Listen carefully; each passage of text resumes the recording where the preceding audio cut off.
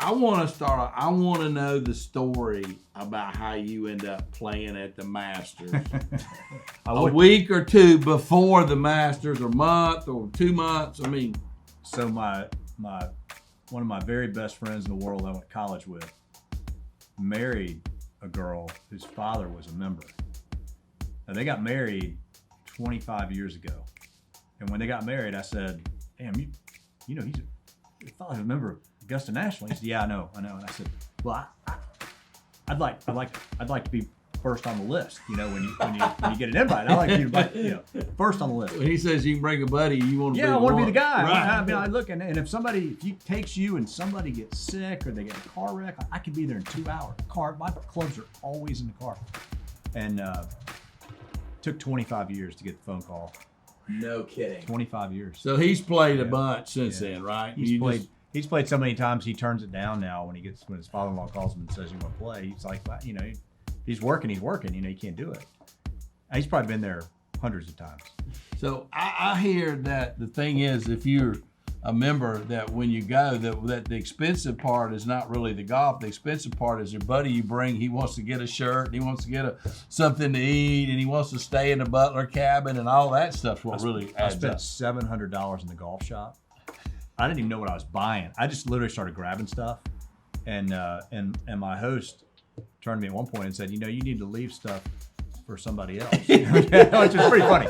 So I grabbed like 4 shirts and a belt. I'm probably wearing this belt right now, and keychain stuff. When I got home, I was like, why did I buy a keychain? I don't know, but going in that Augusta National golf shop is like a kid in a candy store. I mean, you walk in there. Is it different than what's in for the regular patrons? Yeah. There's so they have some of the master stuff in there, but then they have like the majority of it has a different logo, and so that's part of the magic. Is you're like, I can get that anytime. Okay, I'm taking that. Yeah. But you'll notice an Augusta logo has the United States and the flag, and it says Masters below it if it's from the tournament. If it's not from the tournament, it doesn't say Masters below it. Oh, it's just the logo. Difference. So if you got a logo and it doesn't say Masters, you got something. That is a collector's item. So when I was a kid, my dad went to medical school in Augusta, and all my friends, that were from Augusta for years, I've been able to go to the Masters. So I've been real fortunate. But when we were like 12 or 13, I remember my mom pulling up in front of the Masters in her station wagon, and 8 of us piling out because at practice rounds, it didn't cost anything. You could just go. Sure. And so we went back before it was cool, right? Yeah. And so friends of mine from elementary school, their parents and them have given me badges over the years. So I've been a lot, and it's just a wonderful experience. It is, isn't it? It's incredible. The interesting thing for me was I had built it up so much in my mind. I had 15 golf lessons before I played because I just wanted to go hit balls, and it was wintertime, it's cold, so I just wanted to go hit balls. So I kept taking lessons, and I built it up so much in my mind that I was certain I was going to be disappointed with the actual experience, and like the actual experience blew away my expectations. It was better than what you thought. Way better. I mean, just the whole experience there it's just different. That's so cool. It's just different. Oh, so what did you shoot? That's the big question. Yeah. I shot, depending on how many tap in, about an 88 roughly. And you would normally shoot what? 84, 85. So it's a little bit, not quite as good as I shanked 5 balls on the front 9. 5. Front 9? 5. What about amen corner? Did you get around? Corner was fine. I was so nervous when I stepped on that first tee box. My hands were shaking. Did you show the balls that you used? Did you do that like Gary Player's son? Did you put your ball in? Yeah, nobody really cared. Yeah. But so I birdied. I parred 12 and I parred 16, which to me that was huge. That's all I want to think about is didn't go in the drink. Yeah, hitting those things on the green, and it's amazing when you watch the Masters how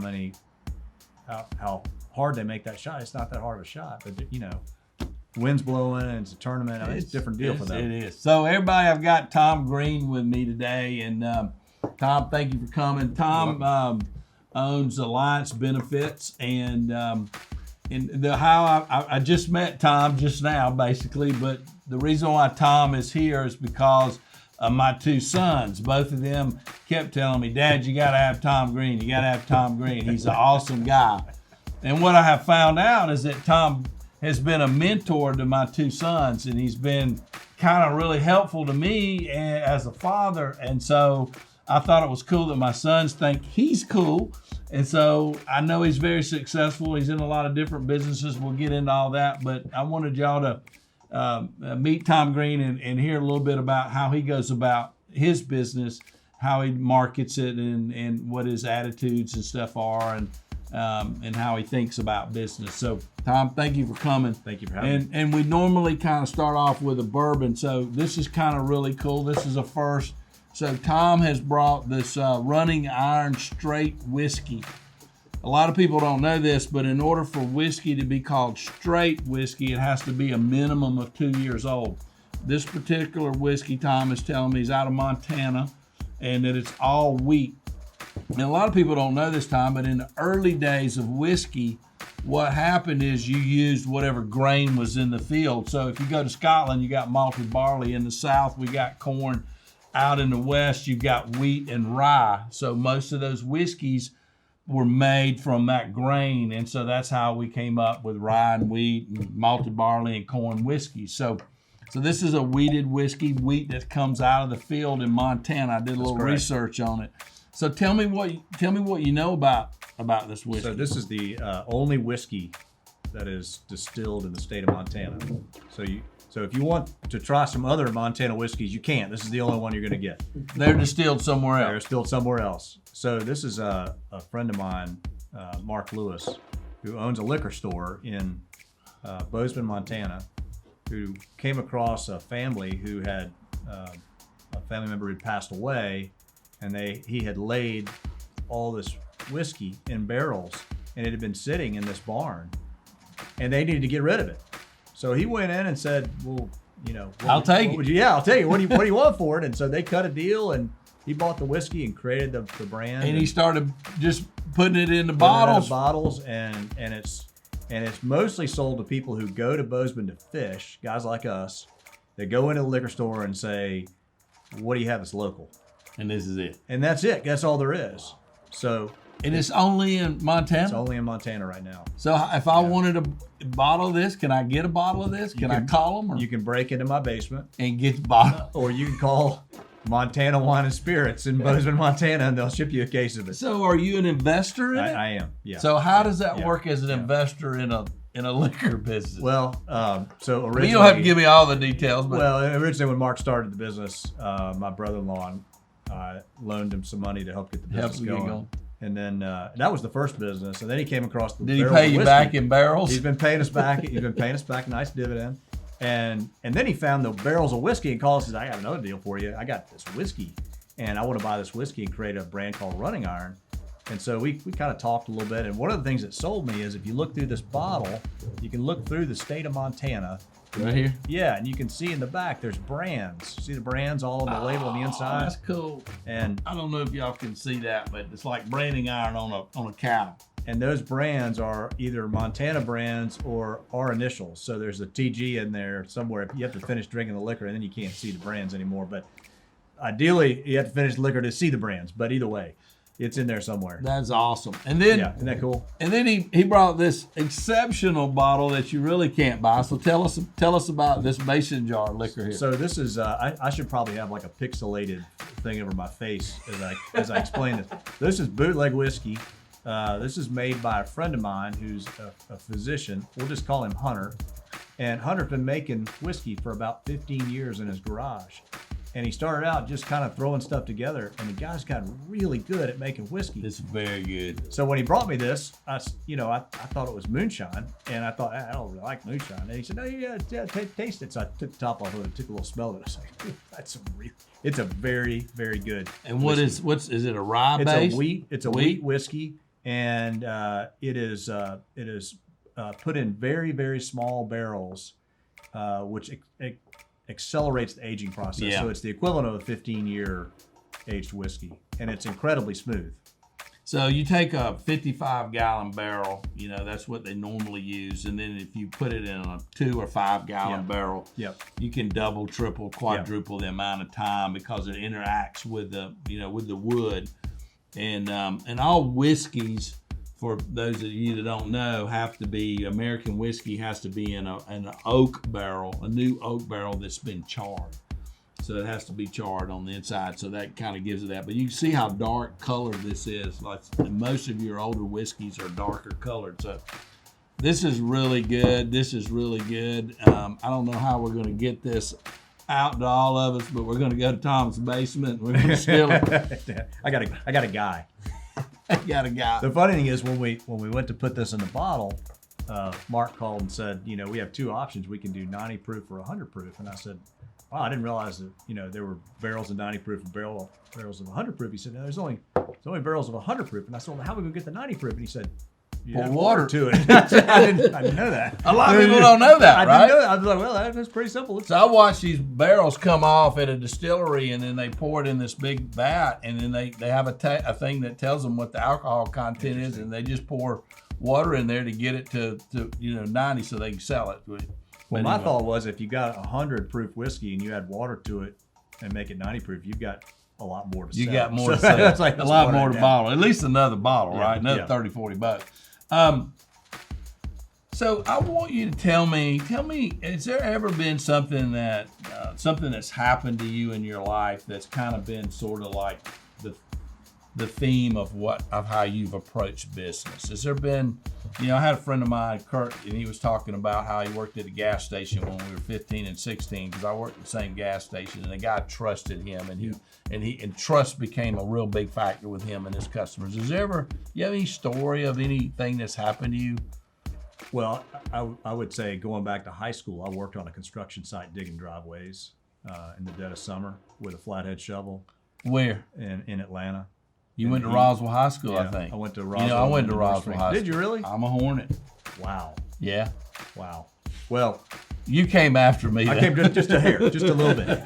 But I started out working for Friend's father, and he put us on a job site, and we were digging driveways and driving a dump truck to the dump at Morgan Falls, and there was something about that experience, the heat and the people I was working with, who were all nice people, but I just looked around and was like, I don't think this is for me. Yeah. I think I need. I don't want to do this for the rest of my life. Yeah, I need to be inside. That was a turning point of just like It's a beautiful story. They were wonderful people, and I did really appreciate the fact that these people had incredible freedom and were great craftsmen. But I just thought this just isn't for me. And then so I went to college. I got out. I got a job working for an insurance company, and I worked with this man named Red Gilbert, who was probably 62 at the time. And Red was a crusty old guy. And when I got out and started working for them, he had all these rules. And one of his rules was you can't have a cell phone. I said, why can't I have a cell phone if I pay for it? He said, no, you're not allowed to have a cell phone. So why not? He said, because you need to learn how to use a payphone, learn how to use a phone book, and it's a rite of passage. So for the first year I was in business, he would make me drive into town and pull into a phone booth. A gas station or something? And cut out all the pages out of the yellow pages and take those back to the car and find the people I wanted to call on, and then go stand in the phone booth in the heat or the rain and call these people to try to make appointments. And that's how I got my start. And it was miserable and it was irritating because all my friends had cell phones. Right. Yet it was a great way to learn like the core of the business, which was it's all about finding the right people to call on. And it's somewhat about paying your dues and standing there in the phone booth, in the heat. So how important is that you spend your time with the people that can cha-ching? I mean, a lot of people don't do that, right? They just dial for dollars, they buy leads. How important is that really drilling down to say, this is where the meat is? Well, I think the challenge is for guys like you and me. I'm willing to bet if I said, I've got a developer over here who's developing a subdivision and he needs somebody to do all the mortgages, you'd say, I can sell that. Yeah. Make an appointment. Let's go now. Right? Let's go right now. Let's go knock on his door. And I've always been that way. And I think maybe in my old age, I've learned that sometimes that isn't always the best approach. So, that I think you can channel that energy in a really positive way. You can also waste a lot of time with that energy. And I think that's one thing I've learned in the past few years. To focus the energy in the right spot. Right, because there are tons of opportunities that come your way, and a good bit of them are just a waste of your time. And so you convince yourself that you can close something because you're that good at selling, when in reality, it's not closable, right? You don't have a relationship, you don't have the data, you don't have the information, you don't have the reputation. The volume's there, the business is there, but it's not the right business. They're going to buy from somebody, but chances are it ain't going to be you. So how do you find that person that you need to spend your time? In our business, it is a long process, 3 to 4 years of developing a relationship. And these days, that's taken a different form. So that used to be, face-to-face and lunches and breakfasts and cocktails. Right. And, frankly, in our business, people don't have time for that anymore. And you want to know, just ask somebody to go get dinner. They're going to tell you no. They'd rather go home with their family. So we really have had to pivot and change how we market. And now we market much differently, using more platforms and digital media, video. So walk me through that. So like you've got this, how do you determine who that well is out there that you want to go get? So some of it is just database, just mining a database and trying to find where. So for us, we're looking for very large employers, and typically we're trying to find those that are working with our competition, perhaps the weakest of our competition, and we sort of hone in on those. So you pull out a name, so to speak, or here's our list, right? Our target market, right? And we just are literally in the process of like taking the funnel, just traditional sales, down to like these are the A prospects. These are the people we want to develop relationships with. It doesn't mean we're not going to ever talk to the other people, but let's hone it down, and then let's try to figure out a way. All we're trying to do with our prospects is simply just get on their radar. We want them to know who we are. So what would be your first inclination? Would you try to get a warm lead in there? Would we you would cold try. Call, or what? We would absolutely try. So if you're going to get a warm lead, where would you go? Go to LinkedIn, or how do you do that? We'd go to LinkedIn and try to back our way in. Okay. We'd go to another advisor who might have a relationship, and we'd go to an intermediary. So for example, we're insurance brokers. There could be an insurance company that does business with them. We might go to that insurance company. How would you find that out? Just start asking around. There's also some public databases where you can dig around and find who the company. So we're trying to get people that can get us in there, warm up a conversation. Right. At least give me the lay of the land. What's this person like? You've already determined who it is. Yep. You need to. We know who it is. Our buyer is Jim Smith, because he does that for the company. Chief HR officer, or the senior VP of HR, or the director of comp and benefits. There's only a couple titles for us that are laser beamed in on, and now we got to find a way to get in. Okay. And sometimes it's old school. It's just picking up the telephone. And one of the things I found, I think this is fascinating, is that nobody uses the telephone anymore. So if nobody's using the telephone anymore, then isn't that the way we should be prospecting? Yeah. Because nobody's calling. No. They're all emailing. They're scared to call. They're scared to call. They're going to do digital. Which goes back to you being in the parking lot and cutting out the phone book. Yeah, that's right. Pick up the phone. And even if you have to leave them 10 messages, hey, at least you're leaving them something. So when you get that prospect in your mind, are you you're just ferocious about it? You're not, well, I'm like a pit bull, I'm not letting go. We have to be careful because our sales cycle is so long that if we come in too hot, they'll recoil. And they'll stop taking your calls, and they'll stop responding to your emails, they'll stop reading your stuff. Okay. So for us, it's sort of a drippy, leaky, careful, long relationship build. But it's worth it. It's worth it. And I've done some really, odd things that at times have worked pretty well. So one of the ideas I had was, so nobody uses telephone anymore. We agree on that. The other thing nobody does anymore is nobody writes people letters or writes them notes, right? I mean, when's the last time you got a handwritten note from somebody that you did business with thanking you for doing something? Everybody's going to open a letter if they get it. So I started writing handwritten notes to people that I wanted to do business with.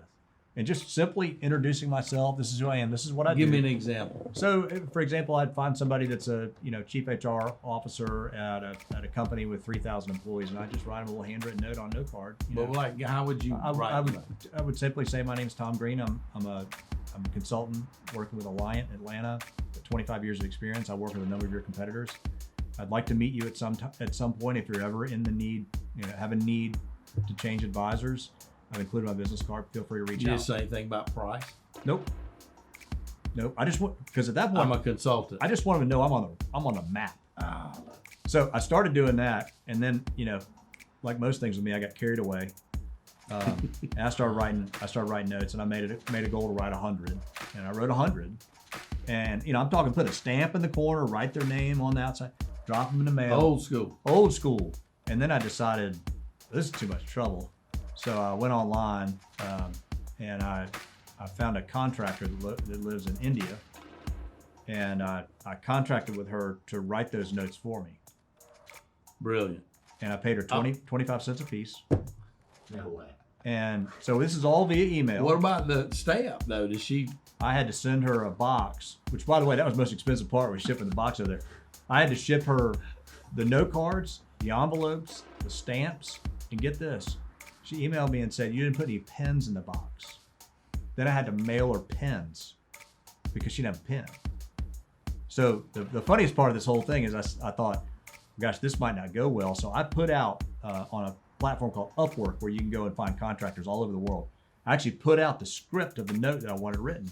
And the interview process was to write the note and scan it and send it in, because I wanted to see their handwriting. Yeah. But their handwriting was terrible. They weren't going to work, right?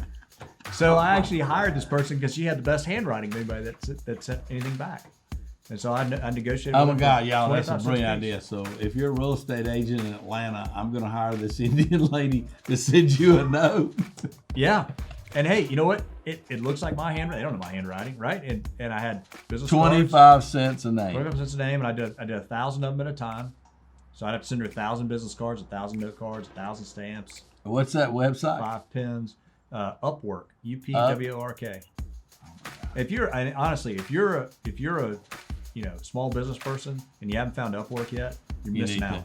Yeah, because there is nothing you need done as a small business person that you can't find on Upwork, and there's nothing you can't find for 25% the cost if you're willing to trust somebody outside of the country to do it. But in the big picture, that's not a big. What's the risk? Yeah, I mean, so Yeah. why? I mean, we've done stupider things for Oh, less I've done money, a lot right? of stupider things. And honestly, the way that system works is you have to fund the project in advance. So you have to say, all right, I'm going to pay you, $250 to write 1,000 notes, right? And you have to actually almost like earnest money, right? You got to put the money into the system, and then but the system doesn't release it to that person until you say, I'm happy with the work that was done, and then they release the money to them. So they don't get paid unless you don't get paid unless you're happy. Yeah. Talk to me about anything else you're doing marketing wise to get business. Or let me rephrase that. Let's say I'm a young guy and I come to work for you and I'm a rookie. What are the marketing things you're going to tell me to do? I think unfortunately it's similar to some of the things we've already talked about. It's trying to figure out who to go call. Who you're going to call. I mean, I'll give you an example. Our group does, let's say $35 million a year in revenue. And a few years ago, we sat down and tried to figure out who are our buyers, and we didn't know. I mean, we really didn't know. We knew who our clients were, but we didn't know who our buyers were. So to sit down and say, okay, I know who my clients are, but if I go out now and I look at the whole world and say, if I'm going to target who are my buyers, we did not have a database of buyers for the next deal, right? Right. It was more word of mouth, referral. Hopefully somebody moves from this job to this job and we get a referral. We didn't have an active process to go out there and market. So we hired somebody and we basically said, your job is to create a database with 3,000 people in it that would be buyers of our services. And then we're going to go in and we're going to basically hone that list down. And one of the things we built, or we contracted with a third-party firm, we identified some platforms where the simplest thing now, it seems like rocket science like 5 years ago, but to be able to send you, Steve, an email and know whether you opened it. It's the simplest thing in the world. I just want to know if you opened it. And that technology is rampant now. It's right? everywhere now. But the idea that I can target people, so think about this for a minute. If I target 1,000 people with blast emails and I don't know who's opening the email, my best prospect might not ever open my stuff. Or who I believe my best prospect is, the one I think is my next deal, may never touch my stuff. But if they open it, if they're not opening your stuff, you got to ask the question: are they your best prospect, or are they feeding you a lot of bull, or are you convincing yourself that's your best prospect? Right. If I know you're opening that email, the technology's gotten better. Now, it not only can it tell you if that person opened the email, it can tell you if they forwarded the email. It can tell you if they opened an attachment attached to the email. Do you call that person? That's right. So now you basically take your funnel and you say, all right, I sent an email to 1,000 people. 960 of them did not open my email, right? I mean, just right. It's probably about the right number. But the 40 that did open, how many of them clicked on the attachment, and how many of them forwarded that to somebody else? Well, now all of a sudden I've got my A list, I got B list, I got my C list, right? That's fantastic. Yeah, and that technology is not expensive. And anybody can get that. You can absolutely get that technology out there right now, and it works. So, boss, I'm leaving. He's gonna cut this out real quick. So I just want to say thanks. Hey. I gotta go to the Braves game. Oh, you going to the game? Yeah, I'm going to the game. Yeah, so we good. you want some of this, Wallace. John? Hopefully I don't get sure. Yeah. This shit's good. It's good. This is money, by the way. This is money. Good. This Oh, is good, money. good, good. I This is appreciate great. it. Yeah, This is really fun. Yeah. I meant to bring another bottle of that for you, and I Just to have it. just because I've got 2 cases of it in my garage. You get a glass? He keeps Yes, sending sir, I me have one. cases of it. I'm like, stop sending it. I'll give you my address. You forward it on to me. Or I'll come pick it up. I can. I'll get it to you. We'll figure it out. Appreciate you. Yeah, that's great. Thanks. Good seeing you. Yeah, thanks. Josh is the man. Good I'm to gonna see you, be my late. brother. All right. We'll see talk y'all. soon. Enjoy the game. Go Braves. All right. So, I want to talk to you about building your referral business. So you get a customer. How do we get that customer to refer us to other people?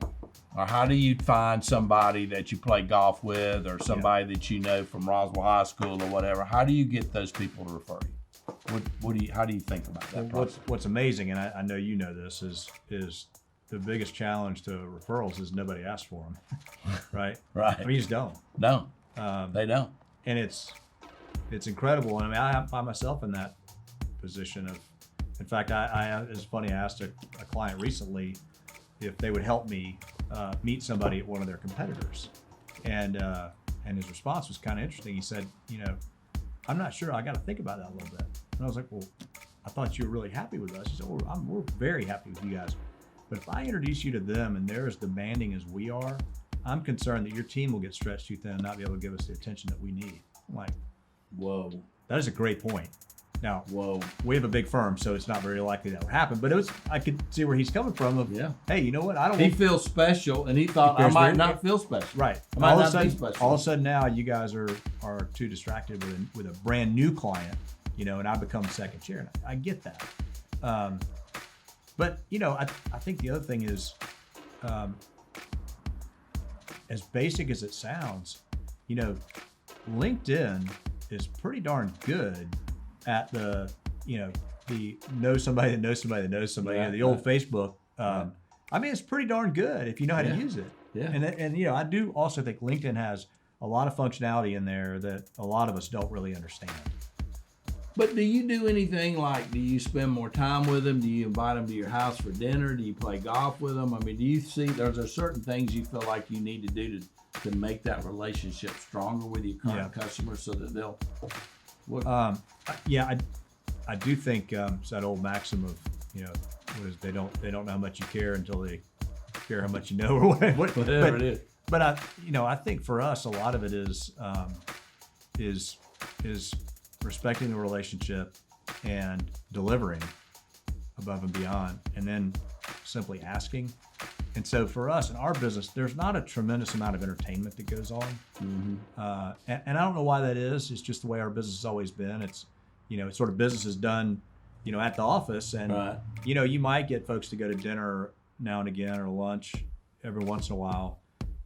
But there's not a lot of going to Braves games and whining and dining people like the old But days. do you have touch points for your customers through the process, or We do, and it kind of goes back to picking up the telephone, and as simple as it sounds, I've tried to get into the habit of just picking up the phone and calling our clients and saying and chatting for 3 minutes, and then saying, listen, I don't have an agenda today. I just was calling to check in and see how you're doing. strong, isn't it? Right? I mean, and Yeah. people are so appreciative, especially now with COVID and everything going on. I just check in and see how you're doing. How do you keep that database and know how to check in or who you're checking in with? You have a way you So yeah, we do. We use a platform. There's one called Upwork that we use that's Right. pretty good. It reminds you to call Jim Smith. It'll remind you to, change Do your whatever. underwear. Yeah, it's Change oil yeah, in your car. Yeah, it's almost honestly, you have to take these technologies and like dumb them down because they're really built for people that are on steroids. And I need 10% of what that thing can do. I just need it to tell me who to call, and I need it to tell me if somebody opened my email. Right? I mean, it's just simple stuff. But those are, those platforms are pretty good at keeping you on task and on point. It's also, they're great platforms for managing other people because you can look in the system and see, It's like a Salesforce kind of thing. it's isn't it? absolutely like Salesforce. Yeah, same All right, idea. so a lot of people that are small business people have a real struggle with going out and calling on whales, big customers. You seem to feel comfortable in that because I guess that's the most profitable piece for y'all, right? At a certain point, you And it's need our somebody expertise. with a certain amount of volume, Yeah. or a certain amount of employees or whatever. What advice would you have for somebody that is, like in my world, that'd be, hey, I do a lot of $500,000 purchases, but I want to do some $2 million. Yeah. How do you transition that mentally to where you feel like you can play with the big boys, so to speak? Well, I've always said and I mean this seriously, I've always said I'm 2 questions away from you finding out I have no idea what I'm talking about. I mean, that's where I've always operated. And That's brilliant. and I've always been comfortable there. In fact, I used to work with this guy, Terry Smith, who was a great friend. He was a good bit older than me. And he would take me out on meetings. And we used to have a code, and the code was Equifax. And that was when you're in a room full of people and you're talking, you have the floor, right? And they're asking you questions and you're pontificating about things. And in our business, it's very easy, you know a lot about a little bit, but it's very easy for somebody to pivot a little bit and kind of get off your expertise. Yeah. But you don't want to go like, I don't know anything about that, And so we had a code, and the code was, that reminds me of something we did on Equifax. And then hopefully somebody else in Well, the room- code was to the other guy that like, I have no idea what I'm talking about. It's like, you better jump in here quickly because if I don't, if you don't save me, they're going to figure out I don't know what I'm talking about. So we would use Equifax, and the other guy would always say, yeah, you know what, that does remind me of what we did on Equifax. And he would take it and then like try to take it in a different direction. But we were always, that's just where we operated. That is awesome. To me, that's just fun, I mean, if That's you're not awesome. if you're not on the edge of what it gets boring. So a lot of people are so uncomfortable with that, and as you get more mature in your business, you start to realize, I tell younger people all the time, that it's okay to say, you know what, I really don't know. or, So it's a great segue. I've been reading this book. I'll let you share it, but Think Again by Adam Grant. he's my favorite. Isn't he great? He's awesome. Yeah, he's really good. And Award-winning psychologist, right? yes, and you may know I have a blog site where I write mainly about health and well-being topics, but a lot of it is just sort of general life advice. And it's tomgreen.com. And I got turned on to this guy, and it got me really thinking on the subject. And I just wrote something that I submitted to the Wall Street Journal, New York Times, and Washington Post. It's basically a piece talking about how rare it is in today's day and age someone will admit they don't know something.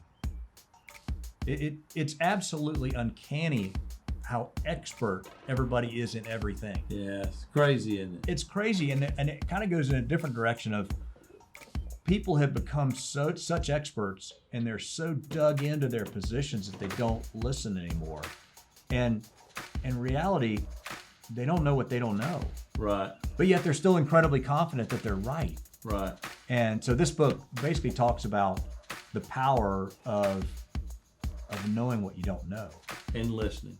and And listening. being open to other people's. Right. And so I used Opinion. the example of a faith life Right. and how difficult it is today to have a faith life because so many people around you are so convinced that it's all make believe. Mm-hmm. And and they don't know any more than I do. I don't know. I didn't get a degree in theology, but you didn't get a degree in theology either, know. Right. I just find it fascinating how people can talk so often, so firmly about what they know when really they know very little. So is product knowledge more important, or is enthusiasm more important when you're selling something? So in our world, I think it's enthusiasm. I think it's also knowing, when you don't know what you're talking about. Right. I mean, I jokingly tell the Equifax story, but honestly, for me, I would much rather say, you know what, that's a great question. I have somebody in my office I think you're really going to enjoy talking to. And to me, that's magic, right? Because now all of a sudden you want to talk to, you're done talking to me, right? Yeah. And by the way, I'm running out of stuff to say. I agree with you 100%. But if I can get you to somebody else that's the expert on the subject, now we've got a second But meeting. so many of these young folks go out and they can't go sell because I don't have my business card and I don't have enough product knowledge, and they don't understand that really isn't as big a deal as they think it is. Well, and 99% of the time, the buyer is not going to know more than you do. So I mean, even if you don't know anything, right? You don't know anything. I mean, because the buyer is just looking for somebody. A lot of times, just looking for somebody to do a job, right?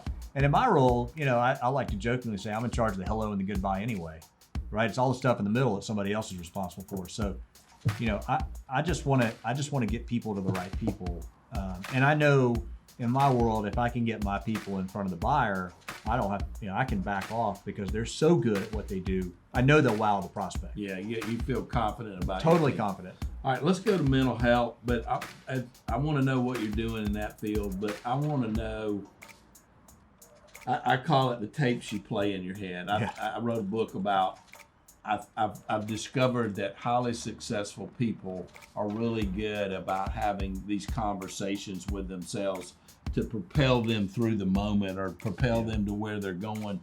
Do you have a certain conversation you have with yourself, or certain sayings or stuff you've heard from people that you rehash? Like a friend of mine that went to Roswell High School, I don't know if if you remember this kid named Tony Phillips.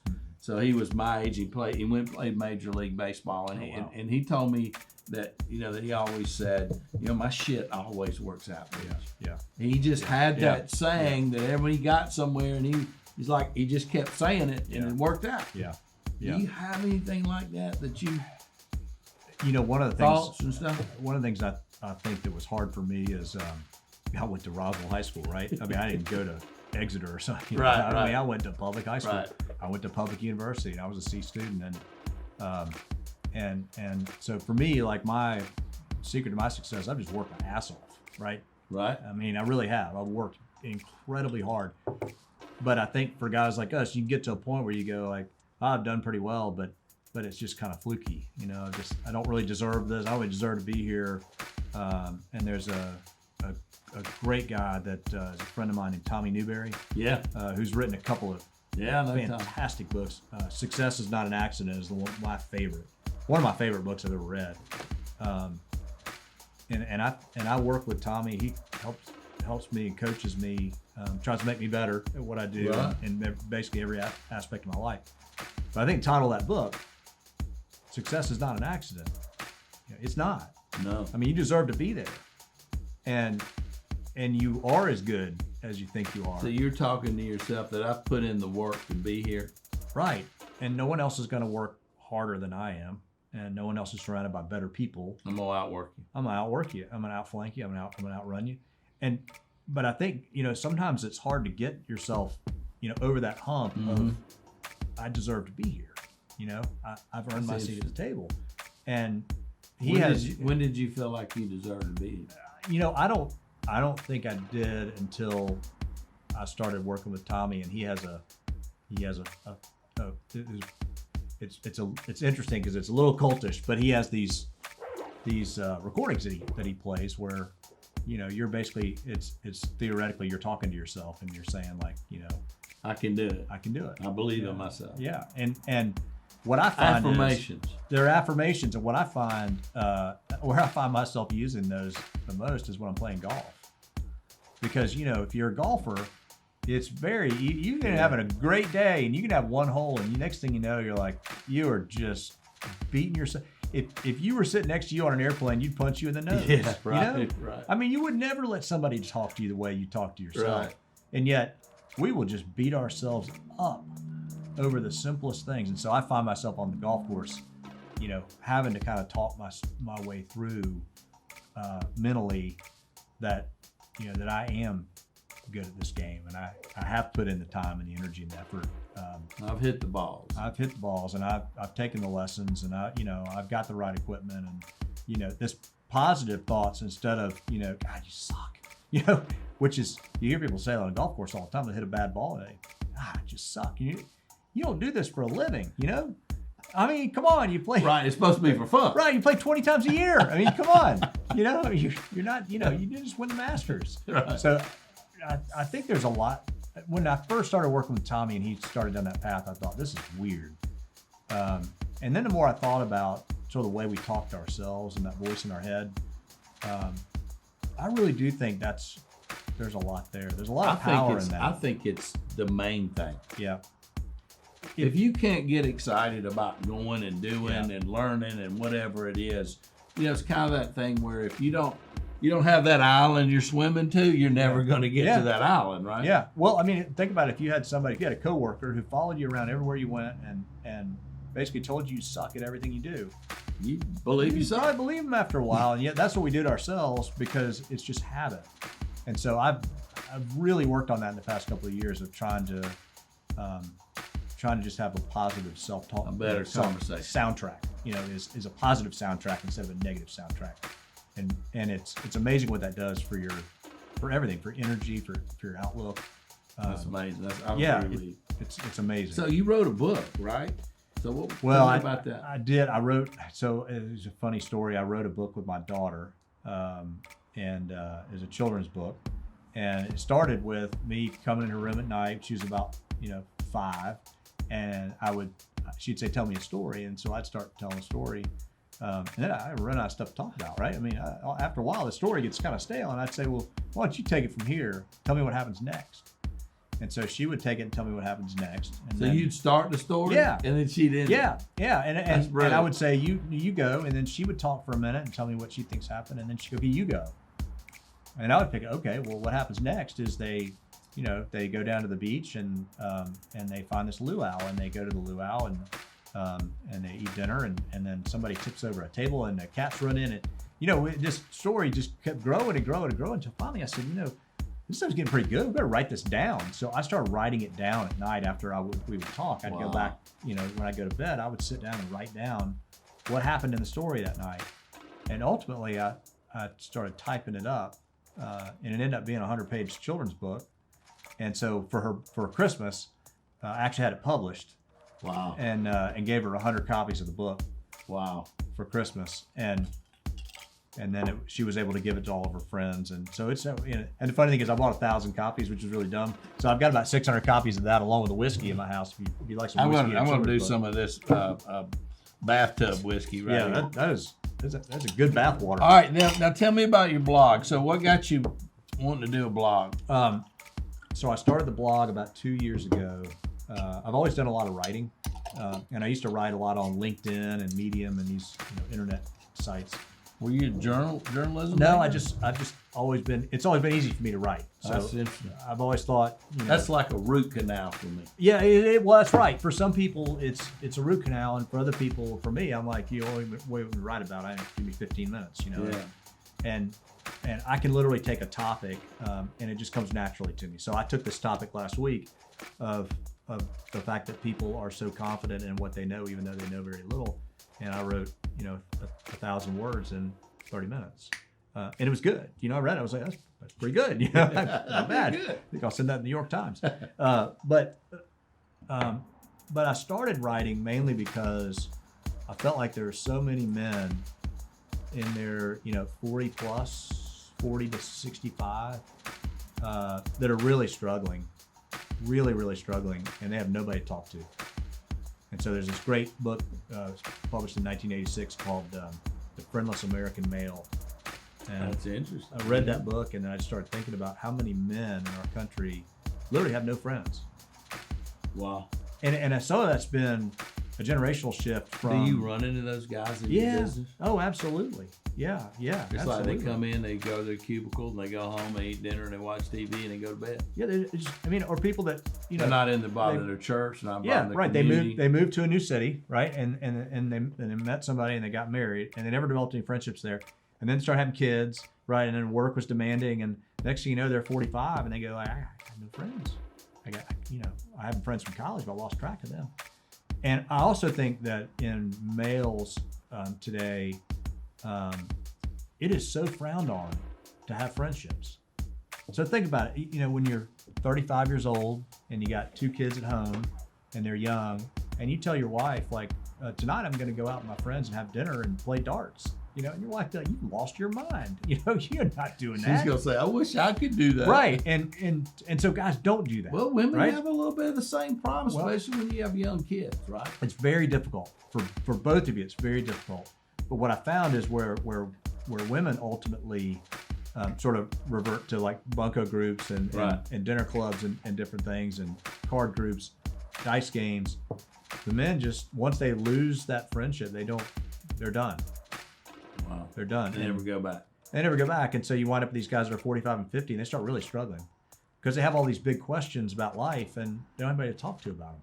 And that's about the age where you start thinking about what's this really all about. Yeah. Right? Oh, absolutely. Yeah. So I started writing sort of this. I didn't really know what I was doing when I started it. I just started writing different articles and I started getting really great feedback from folks.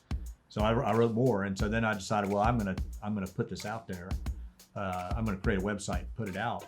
And so I made a deal with myself that I wouldn't put it out until I had written 50 articles.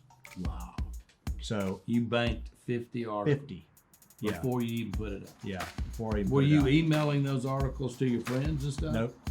They were just only known to you. Only known to me. I didn't share them with anybody. I literally would write. I'd get them to a point where I thought they're about 85% done, and I'd say, okay, that one's done.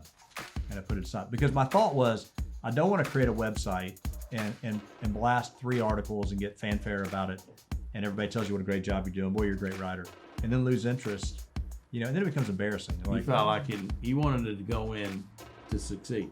Yeah, and I didn't want to create it. Now see, that's interesting to me because I'm totally the opposite. I heard Seth Godin one time. We went to one of his classes in New York, and he's like, people get all concerned about doing something, and it's got to be perfect. And he said, just ship it. Yeah. Just do it and ship it. Yeah. And I've never forgotten about that. And I'm a little ADD and so every time I do something, I just do it. Yeah.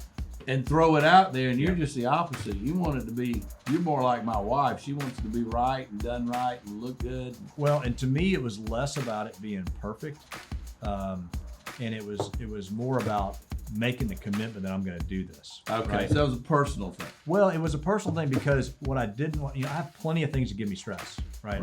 I got work, and I've got businesses that I invest in, and I've got a family. I got plenty of things that give me stress. And I thought, if I'm going to do this, I do not want this to create 1 minute of stress in my life. Because at the you point, want that to be pleasurable. I want it to be fun. I like to write. I want to help people. But at the point where I'm staring over a laptop, frustrated that I can't get the words to come out, it's no longer fun. So, you're involved in a lot of different stuff, right? So because of my sons, I know you're involved in helping some of these young men at Sigma Nu at University of Georgia. I think you sit on alumni board or something. You've done some of that. You're one of the main guys in your company. You've got this whiskey business. What else are you involved in? So it kind of goes back to I had my first business I started in 2004. I sold it in 2007. After I sold it, my brother-in-law came to me and said, hey, I got an idea for this medical device business I want to start. And I listened to him. Sounds great. I think you ought to do it. It's a 2-hour conversation. And it sounds like giving this a lot of thought. Well, so that was like a Friday. He came back in my office again on Monday. So I want to talk to you some more about this. I said, okay. So we talked for another 2 hours. And then he would just periodically drop into my office and want to talk about this medical device business. And this went on for 3 months. And I'd look up and he'd be standing in my doorway. And I had just sold my business to a larger firm, and I was like, I got work to do. So finally, after about 3 months of that, I sat him down in the conference room in the nicest way possible. I said, I love you like a brother, but honestly, you got to get the hell out of my office. And you need to do this thing or don't do this thing, but you can't come back here anymore and talk to me about it because you got to jump in or not. You got to jump in or not, and you sold me within the first hour that you brought this up to me, and the rest of it's just been wasted time. He was procrastinating. He was scared. He couldn't make a decision. So I got out my checkbook and I said, I will write you a check right now for $250,000, but you're never coming back here again to talk about this business. Well, you write me a check for $250. Yeah, I look, won't come back and you see haven't hit me too. hard enough yet. So that's a true story. I was shareholder number 1 in this business. And he went home that night and said, told his wife, I'm going to quit my job.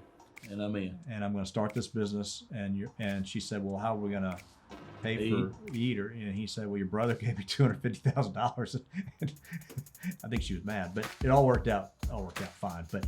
But that was the first, beyond owning my own business and running it, that was the first time investment in somebody. Right. I'd made an investment. You obviously in a business. felt like he was worthy of an investment. I just, I felt like he would have done that for me. I know he would have. That's awesome. And he's a passionate guy, and I thought, I don't know if this is going to turn into anything. Don't you love helping passionate people? Oh man, it was amazing. And so I ended up serving on the board, and we ran that company for 7 or 8 years, and sold it to. So it made money. Sold to a private equity firm for $165 million. So I got my money back. I love it. And he had, in hindsight, I look back on it now and go, that was the dumbest $250,000 So you took that check money I ever and read. went into the whiskey business? Yeah. So we ended up doing that business, and then we've had a number of spinoffs from that.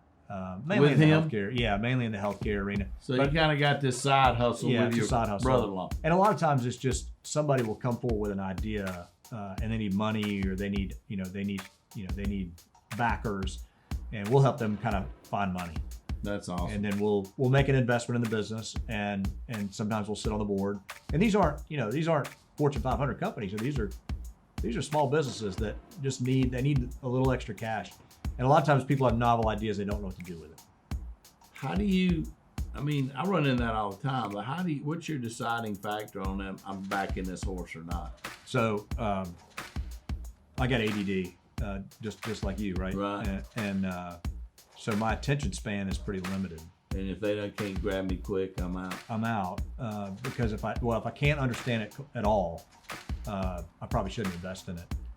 So a lot of times I'm investing. I'd say 80% of the time I'm investing in the person. Yeah. Just do you believe that? Do you believe this person? Yeah. What they're saying, and are they honest? Do they really have a passion for what they're doing? Is what they're doing really novel? Do they have it in their gut? They're just excited as hell about it. And for me, it's a gut thing, And I can tell you, I've met with people where literally immediately I said, there's no way I'm going to invest any money. You're an idiot, or you don't know what you're doing, or you're, it's not a match. I don't understand the business. But is that a personality thing? It could be. But there's a lot. I worry about that because there are a lot of really bright people with bright ideas that are boring as hell to me. Yeah. Right? Yeah. Well, right. And so to me, like if you're a CFO accountant kind of guy, right, it's not that interesting. I'm getting some kid, he's ADD and he's jumping and he's ready to go. I get excited about that. Yeah, that's right. And that's sort of the way I've always approached it is if you can get me excited about it, then you got a shot. You got a shot. Because I don't, look, we're not trying to make $10 billion here, right? We're just trying to create a business and get it big enough to where we can sell it to somebody else, greater fool. Yeah. And sometimes it works and sometimes it doesn't. Right. I invested in an oil drilling business in Texas. And it didn't work out so hot. It didn't go good. So, they don't all work out. You only talk about the ones that really work out well. But, a lot of them just face plant, you just write it off. And that's part of the rolling the dice piece, right? Right. So, I'm going to taste this, just make sure it's still good. Yeah. Might have gone bad. How important is these participations in these other extracurricular things? How important is that? Sigma Nu, boards, church, golf club. How important is that to your business? I think it's really important. Frankly, you and I wouldn't be sitting here talking if I wasn't involved with your sons when they were in college. Right. And you're fortunate to have two great sons, and Thank you. and any mistakes that they make are not a They reflection take on after my their guidance. mama. Yeah, that's right. But some of that's just, some of those things you do are just for credibility purposes, and I think Right. you never know who's watching. You just never know. Well, who's reason watching. why I bring this up is when I've really interviewed highly successful people, one of the things that I found out, these are people that are doing business in their communities. Yeah. What I have found is the guys that are really the top guys. Yeah. They're in their church. They're teaching a Sunday school class. They're at the ball field. They're in the Rotary Club. They're on the Chamber of Commerce. There's something with their school. Their alumni. And I mean, you kind of fit that a little bit. I mean, don't you think that there's something to be said for that? I think there is, and yet if I go back and look at my career, very little of what I've accomplished came out of all of that. Right. It's kind of interesting. That is interesting. You would. You think don't see the direct sale component coming from it. I don't. And some of it is, our target buyer is a finite capacity, quantity. So I mean, if you take a group of 10,000 employees, there are about 3 people there that can hire me, right? Right. And so you're talking about a needle in a haystack. And so if you take your church, or you take your country club, there's only, if you're lucky, there's Just 2 or 3 because a people guy there. that's in your Sunday school class works at Equifax doesn't mean you're going to get that. Doesn't mean you're going to get that business. That's exactly right. But So- I wrote a book about buzz, and what I found is that there's a buzz about every one of us, and when somebody talks about you, what they say about you is what I call your buzz, right? Right. And so you tell me what you think. I think all of that stuff comes into play with the buzz at the right time. Do you think? Yeah, that's why I say it's more reputational, right? Oh, okay, reputation. Yeah, so I call it buzz. Yeah, I mean, Same thing. It's the same thing of there is a certain reputation you're developing out there, separate and apart from your business. But when somebody in business is looking into you and trying to figure out who you are and what you do, They're doing their due diligence right? on you. And I don't want anybody to ever go look for anything about me on the interwebs and say, dude, I didn't know that guy was involved in that, right? Yeah. I want him to look and go, oh my gosh, I didn't realize this guy was involved in so many other good things, right? So do you take, when you get the opportunity or somebody asks you to be involved with something like that, how do you assess, okay, I want to be on that board, or no, that's not something I want? Well, early on I said yes to everything. And that helps you decide when to say no. it backfired. And especially, I joke that my pastor is a very good friend of mine, and I always say, like, y'all are the worst. I mean, as soon as you raise your hand, like, oh, we got a guy over here, he'll do it, and next thing you know, you're on 4 different boards, right? I mean, that's just the way it works. And so I finally had to say, I got to put the brakes on for a little while, because I just, I'm going to get burned out on church, because I'm running the business of a church instead of going to church for the reason of That's church. really, you're inside baseball in the church, and that makes it you tough. don't want to see the church make the sausage, No, it's tough. it's just hard. I mean, you just want to get so far in, and then then it's better to to step out and let somebody else come in. So what's your purpose for being here? Why has God got you here? What do you think you're supposed to do while you're here? That's a really good question. I think I'm here to help people. In what capacity? Well, I probably would have had a different answer for you pre-50, right? Right.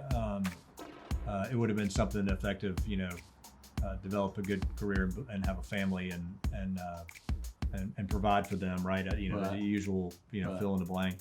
And I think at some point you cross over from that and you say, okay, sort of box check, like the kids are sort of on their path, right? Mm-hmm. And like, I can't screw them up anymore now. And I feel like I've done what I'm supposed to do. Done what I'm in my supposed business. to do. Yeah, my business is good. Yeah. I've made it. I've made it, To a right. certain- As my wife says, when we were first married, every time I would hear a truck backing up in the neighborhood, when it beeps and it backs up, she'd say, you think they're coming for our stuff, don't you? And that's true. I did. I thought until I was probably 45 that like any minute the truck was going to back up, a flatbed truck and start loading our furniture. It's just the way I was raised and the way I thought about life. And I think so at some point you get some degree of success and you go, okay, well, flatbed truck's not coming. And the family is in good shape. Business is in good shape. What am I really here for? Yeah. Right. That's what I'm talking about. And And I had a hard time with that for a long time. And it's one of the reasons why I met Tommy Newberry was Searching for that. well, I called him and I said, I keep seeing your name in the newspaper and I've read some of your books and I don't really understand what you do. And he said, well, I help people reach higher levels of success. And I said, well, I think I'm doing okay. And he said, well, what if you could do better? And I said, well, that's a good point. And he said, do you really know what you're here for? And I said, I don't know. Then you don't. And he was right. So I'll never forget this. I was driving down the road. I'd had a meeting over on the west side of Atlanta, and I was driving down the road, and I called him, and I said, I'm really struggling. We've been working together for 2 years, and I still don't know what I'm supposed to be doing. I don't know why I'm here. And now you were supposed to help me figure that out. And this is classic, right? This is to turn the question back on the person. And he said, we're on the phone, I'm driving along, and I was nice about it, but I said, I just don't Right. feel like I'm any closer to figure it out than I was when we started working together. You said you were going to help me figure this out. And, I just don't know if I'm making any progress or not. And he said, well, what do you want to do? I said, well, I want to help people. And he said, well, how do you want to do that? And I said, well, I like some of the stuff you do. I'd like to write and speak and I think that's what I like to do. And he said, well, then why aren't you doing it? And I said, well, what would I write about? And he said, I don't know. Why don't you sit down at your laptop and start writing and see what comes out? That's a true story. And I sat down and I started writing that night. I wrote a little piece and man, it just started Pouring out. It was unbelievable. And now it's just like easy. And now almost. it's so easy. I mean, if you gave me a topic, if you handed me this book and said, I give you an hour, I could bring you back 1,000 words on that book. Now, I'm not bragging. I'm just saying No. we all have Our skills and talents, and Yeah. sometimes it takes you a long time to figure out But what they you are. would also turn that into what your purpose is a little bit. Oh, right? absolutely. And that is kind of Yeah. more of helping people writing about what? I'm helping people. I'm as simple as I can put it. I'm writing life advice. Simple. That's awesome. And so my pastor, it was funny. We were playing golf a couple months ago, and somebody mentioned my website, and one of the 4 guys we were playing with said, "Well, what do you write about?" And my pastor said he writes about the things we're all thinking about, but nobody says out loud. Oh, It's like, I gotta write that down. dude, you did. That was powerful. I mean, That because it's true. Yeah, no, that's kind of like a tagline. Yeah. It was very helpful for me because I had a hard time That answering that helped question. you kind of see Synthesize what is it I'm doing here? Because again, even though I was writing and I had, I can have 30,000 people read a piece on a Tuesday, right? Right. I mean, I can drive a lot of eyeballs, but I still was questioning like, what is it I'm writing about? What's my focus? What's my purpose? Does that And he helped me figure that out. change the game for you on how now you look at your life? Yeah. It's different now, isn't it? Yeah, it does. And again, I think one of the challenges guys like us have and other folks who are entrepreneurs is you can take something that's fun and you can turn it into stress and worry in a business real quick, right? Mm-hmm. And so for me, it was like, I just want to help people. And for a while, I got really hung up on, I had 35,000 visitors to my website last month and I only had Right. 25,000 this month. People must not be reading my stuff. And, you just got to let that go. Right. And what I really wanted to do is just write really good stuff. And if they look at it, fine. If they don't, Yeah. it's fine because it mostly was for you. Well, that's the realization I came to is, in fact, one of my buddies was giving me a hard time and saying, why do you write all this stuff? I mean, and he was giving me a hard time. He said, nobody reads your stuff, And I said, that's okay. It's just for me anyway. So here's what's cool about that for me. So I feel like that my purpose is I'm here to help people get from where they are to where they want to go. Yeah. So I started out, I'm here to help. And then I added that piece later as I researched it in my mind. And so now what happens to me, like I got really fed up with the mortgage business back during all these bad times we had the last 2 years, and we weren't making money and it wasn't fun and we were getting more regulation. And I said, no, I'm here to help this person that's living here and they want to live here. I'm here to help them get from where they are to where they want to go. It's not about the money. Yeah. Right? Yep. And And then I found out that I could be in a restaurant and I could overhear somebody talking and I could think to myself, you know what, that's something I know something about. Yeah. And I would turn around in Yeah. my chair and I Yeah. go, hey, I'm sorry, I overheard you talking about X. Right. Let me Yeah. jump in on this. Yeah. And before I'd say, Yeah. who are you to be an ass to think you can do that? Yeah. But now once I kind of see my purpose on why I'm here, I don't care. Yeah. Yeah. And I'm just insert myself at the place that it's just almost like it shows up and I'm supposed to be there to insert this whatever knowledge I have. You know, obviously you got Brene Brown up there on your board. That's my list of people I want to meet. That's wonderful. And that makes me think about her. She's TED Talk. awesome She's too. amazing. And I think it's one of the things that, you know, sort of post 50 is, I mean, if you told me at like 35 I was going to be writing like life advice online and, you know, You're that guy. getting picked up by all these, you know, touchy-feely digital magazines, they'd be like, you lost your mind. And now I just don't care. You know, I feel like if I've got something to say, I'm going to say it. Now, I'm not going to say anything to make them mad. Right. Or too mad. No, but you're gonna dwell on. I mean, come back from these life experiences, and you're gonna do your research, and you're gonna learn a little something while you're writing. Right? I am, and I'm gonna tell you stuff.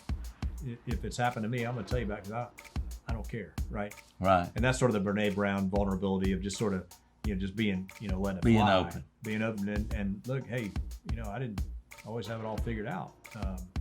And here's kind of how I handled that.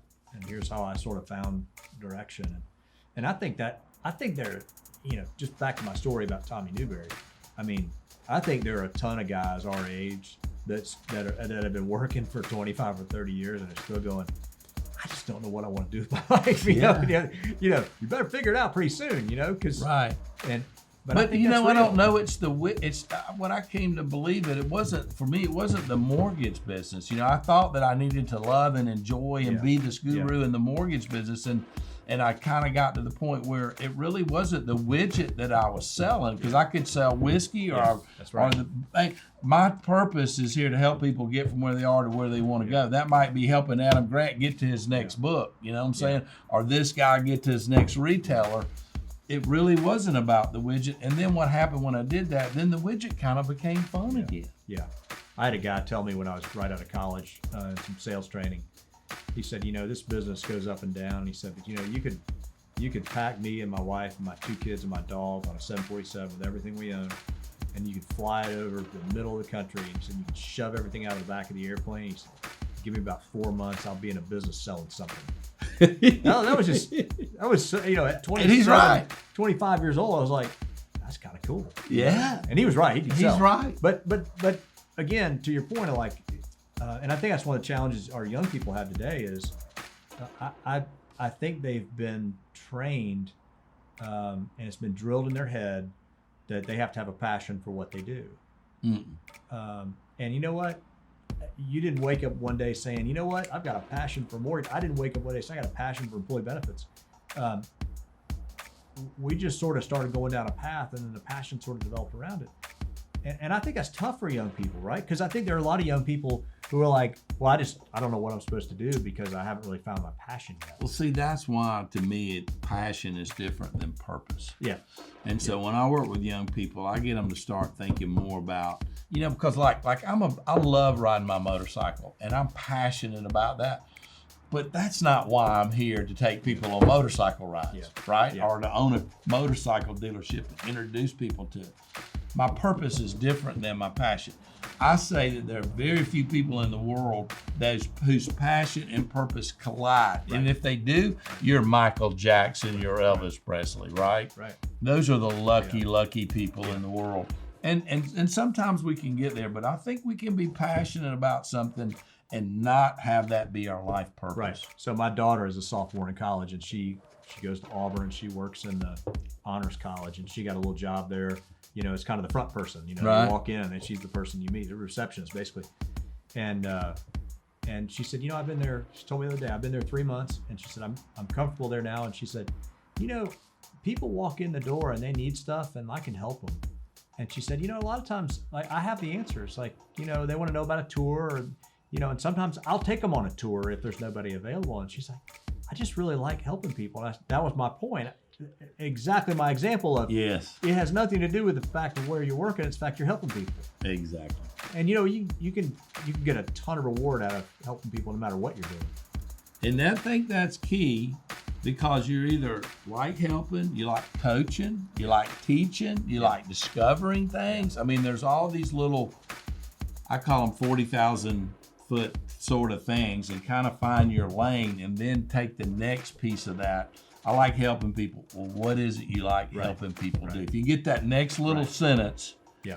you've got your purpose. Well, again, this goes back to the conversation earlier about people who think they know everything. I mean, I feel sorry for those people. You know, can you imagine? I mean, and a lot of these people are, you know, 22 years old, and they've developed strong positions on the world's most complicated issues. What I don't understand is how quiet they are. They'll like, they won't tell you they don't know. Yeah. Okay. But they'll go back and research it on the internet. Yeah. And I go back, I keep telling these young kids, it's like Warren Buffett's like, you want to be curious like a 10-year-old. Yeah. You know, when somebody told me when he bought Shaw Industries up there, he walked the plant going, how does that machine work? How do you do that? How do you do that? Yeah. And he asked all these questions. I think young people are missing that. Yeah. Yeah, I think you're right. Do you ask a lot of questions when you go into a customer? I do, and you don't feel stupid for asking the questions, right? I don't. You know, look, I think that's the point. Is Yeah. There's no way you can know everything about everything, Right. And I just wonder, you know, these people that you see online who, you know, one week they're an expert on, you know, constitutional law, the next week they're an expert on, you know, vaccine distribution. Right. Like, you know nothing about what you're talking about. Nothing. I mean, unless you're an epidemiologist, you know, shut up. So true. But boy, they have conviction. Am I missing anything, Tom? Is there anything I hadn't asked you that you won't tell him about? Anything in your heart, anything that you run into? I can't think of anything right off the top of my head, but I'm willing to come back and drink bourbon and whiskey with you anytime. I can't tell you, first of all, how much I appreciate you taking interest in my kids. You I got great appreciate boys. that. I really do. Really great boys. And it's been a pleasure being here with Tom Greene. And if you need some benefits for your company, he's the guy you need to call. So thank y'all for joining in. And if you're ever out in Montana, you go get you some Running Iron wheat straight whiskey. Thank y'all for being here.